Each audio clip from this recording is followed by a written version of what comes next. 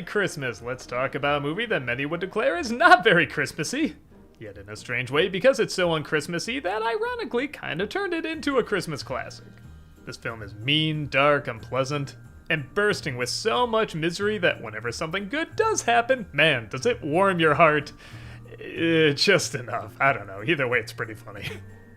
A lowlife named Willie teams up with another lowlife named Marcus, who market themselves as a Santa elf duo. They work for dirt cheap, so they get a fair amount of Santa jobs. However, it's all a ploy to secretly rob the place. When they get done spending their money, they meet up again, rinse, repeat, and do it all usually drunk or trying to backstab the other. Everything changes though when Willie stumbles upon a kid named... just realized he's only called Kid. Who's just about as miserable as they are, but he seems somehow even more lost than they are.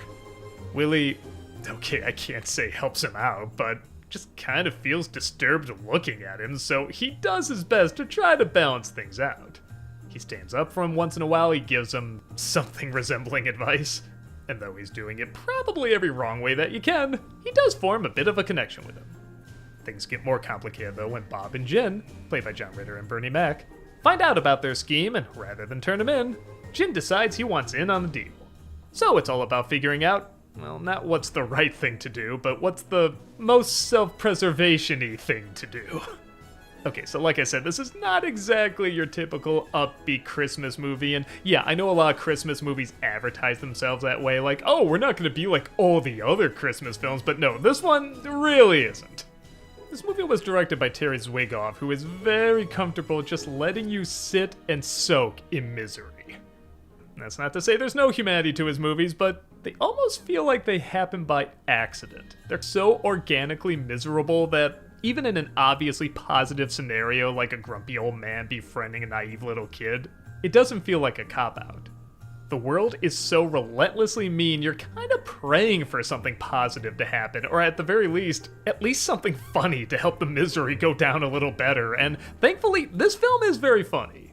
It's not always a typical setup joke and deliver punchline kind of funny, it's more of a, imagine the darkest, most off part of your brain, now imagine it throwing a Christmas special.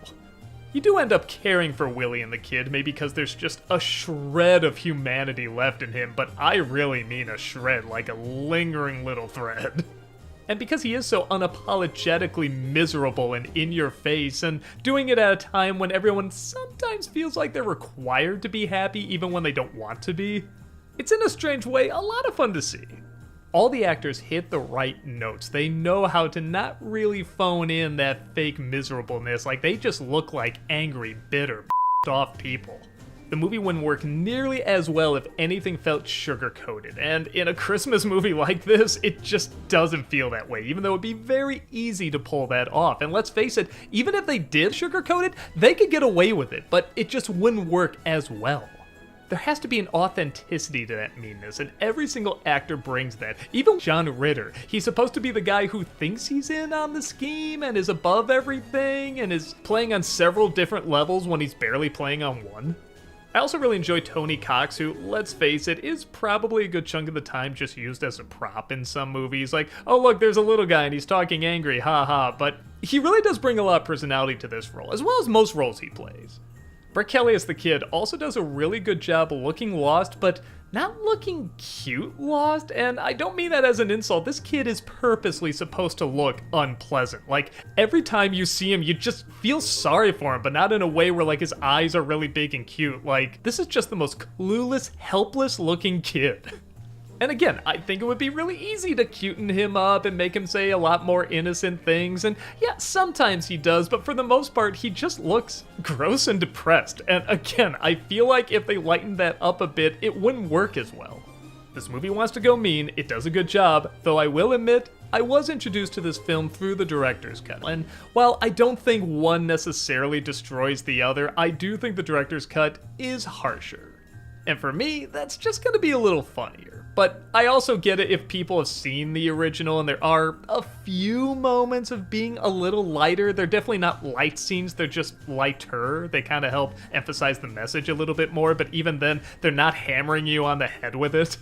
And also, maybe I'm Mandela affected this, but I swear the scene where they're negotiating and Tony Cox is 49%, I swear to God I saw a version where Bernie Mac shrugs like he's about to say okay and he still says half, after saying half every single time.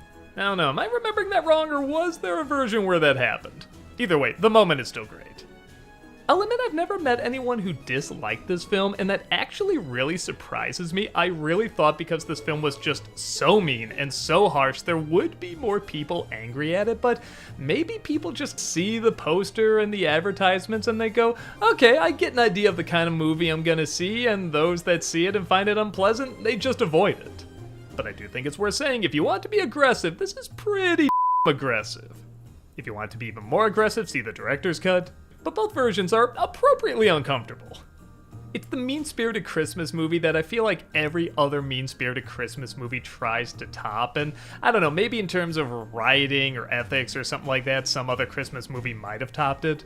But I never get that same feeling of dread and depression and hopelessness that I do with this film. And I know that sounds very ironic talking about a Christmas movie, a Christmas classic, but that is what helps it stand out.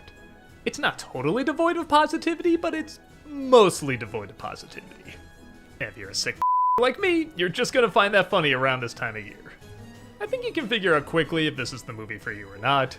If it doesn't look like something you get into, stay as far away as possible.